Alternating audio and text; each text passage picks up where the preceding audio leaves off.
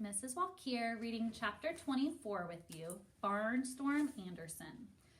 Just when you think you've got it figured out, everything changes. First, life's about scoring touchdowns, shooting baskets, hitting home runs, until you get injured for the rest of middle school, which might as well be 500 years. Then life's about a sweet row of 37 puffy tails, 3 times as many as anybody else. But pretty soon, nobody cares about that either. Now it's all science all the time. My head is stuffed so full of facts that I can't blow my nose for fear it'll come out paradichlorobenzene. I've stopped watching TV because any new information going in might push out something that's already there. My parents think I'm nuts. I think I'm nuts. I'm definitely not me anymore.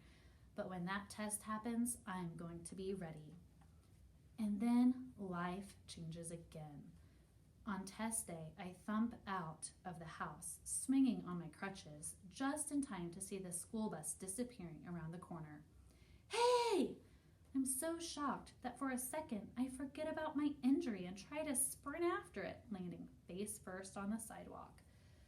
By the time I pick myself up again, the bus is out of sight. No! My eyes turn back to home. Mom had to work early this morning, so there's no one to bum a ride from. I'm in agony, and not just because my nose is bleeding. You know the phrase, it's no skin off my nose. Well, there's actually skin off my nose.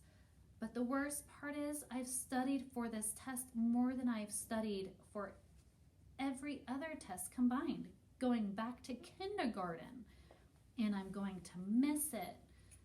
The others will kill me, and that includes Elaine, who might really do it. Out of options, I start hobbing along the sidewalk in the direction of school. There's no chance I'll make it. But what choice do I have? I'm thumping and swinging at maximum speed when one car engine roars above the others. From our many field trips to Terra Nova Motors, I recognize the sound of a broken muffler. An old pickup is zooming along in the right lane, passing cars on the inside.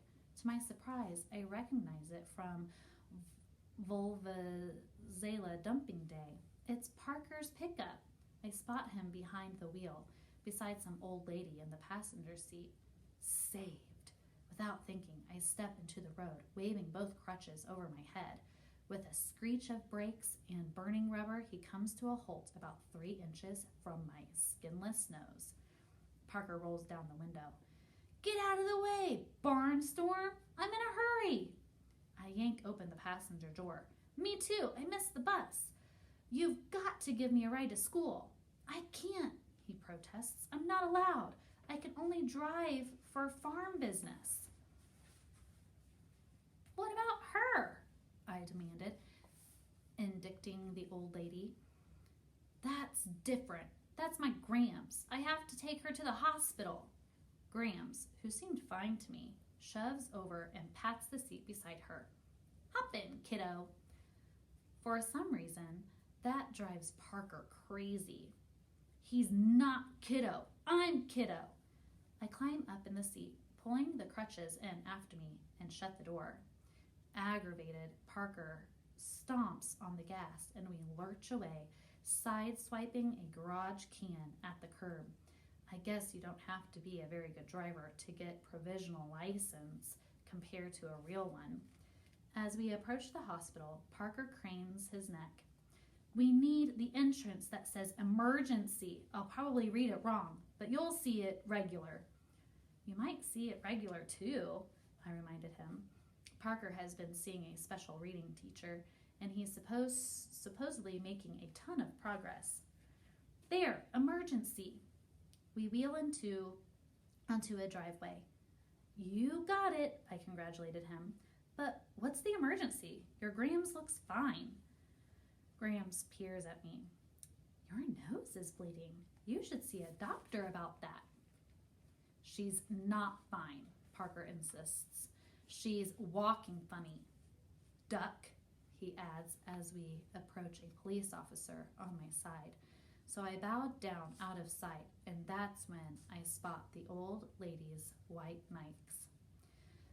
You'd walk funny too, I tell Parker. She's got her shoes on the wrong feet. We pull over and Graham switches sneakers. Lo and behold, she walks fine. So we drop her at the senior center and Parker and I head to school. You're welcome, I tell him.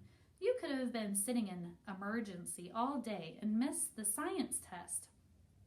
I shouldn't be driving you, he retorts resentfully. If I get pulled over, I could lose my provisional license. But we didn't get pulled over. We've even got a few minutes to spare before school starts. I thank him for the ride, and he thanks me for looking at his grandmother's feet. He's not a bad kid. We've gotten to know each other pretty well since being in SCS 8. We're on our way to room 117 when the door of the boys' room opens and out steps Mado. Hey! We both greet him. He doesn't answer, which is weird. Mado usually talks at the speed of light, 186,000 miles per second. In case it comes up on the science test, his expression is weird too. Embarrassed? Upset? I look down. The kid is standing in a puddle. Water drips from his clothes and even the tips of his fingers. I'm mystified. Dude, why are you all wet? My answer comes when 3 big guys emerge from the bathroom, shoving each other and laughing. I know them. They're football players, my teammates. Not that they want anything to do with me now that I'm on the sidelines. It doesn't take a genius to figure out they're the reason Mado's half drowned.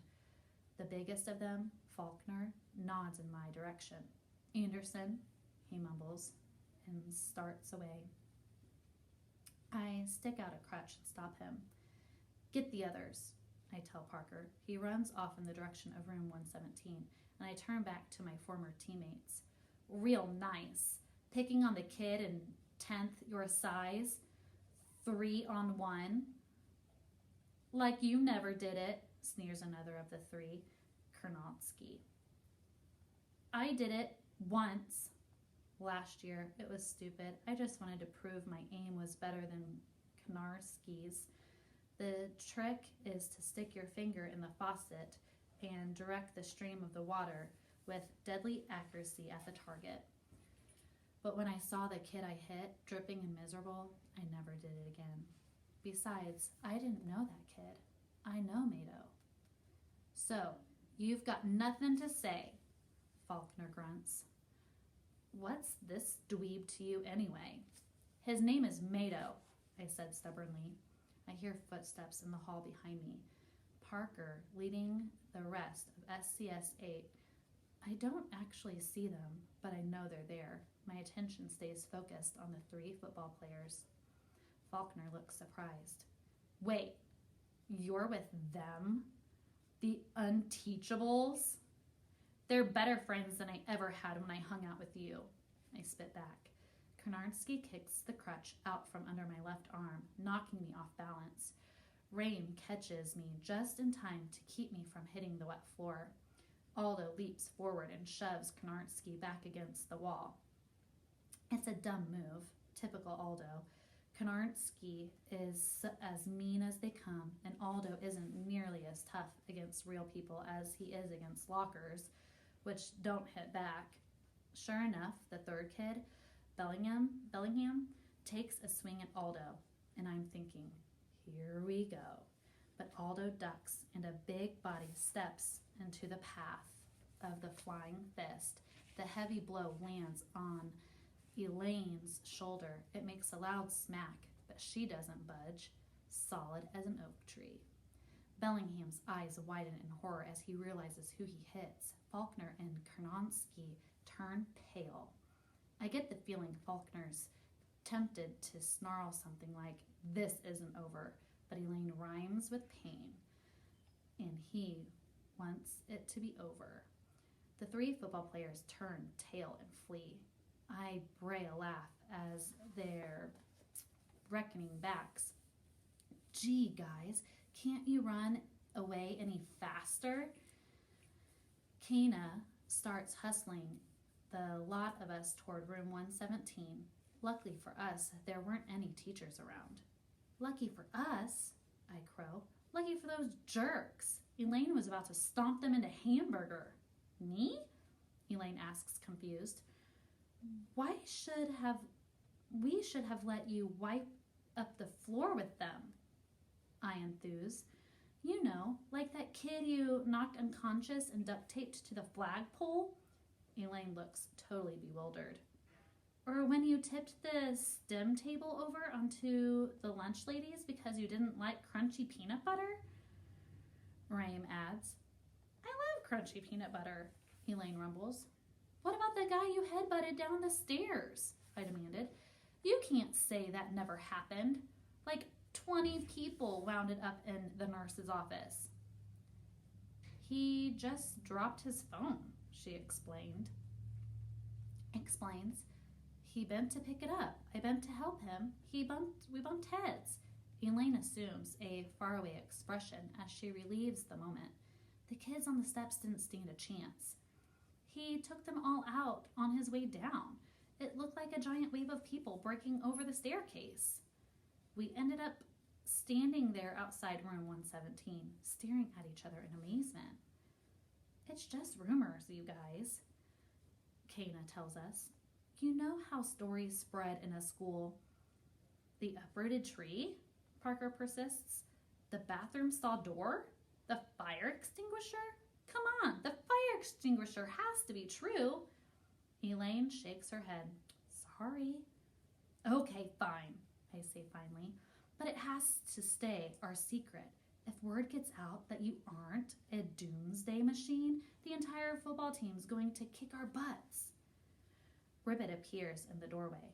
What's everyone doing out here? The science test starts in 3 minutes. The science test. After all the craziness of the morning, I almost forgot about it. Who knows how many important facts already leaked out of my head. Ribbit distributes the test booklets as we take our seats. It's game on.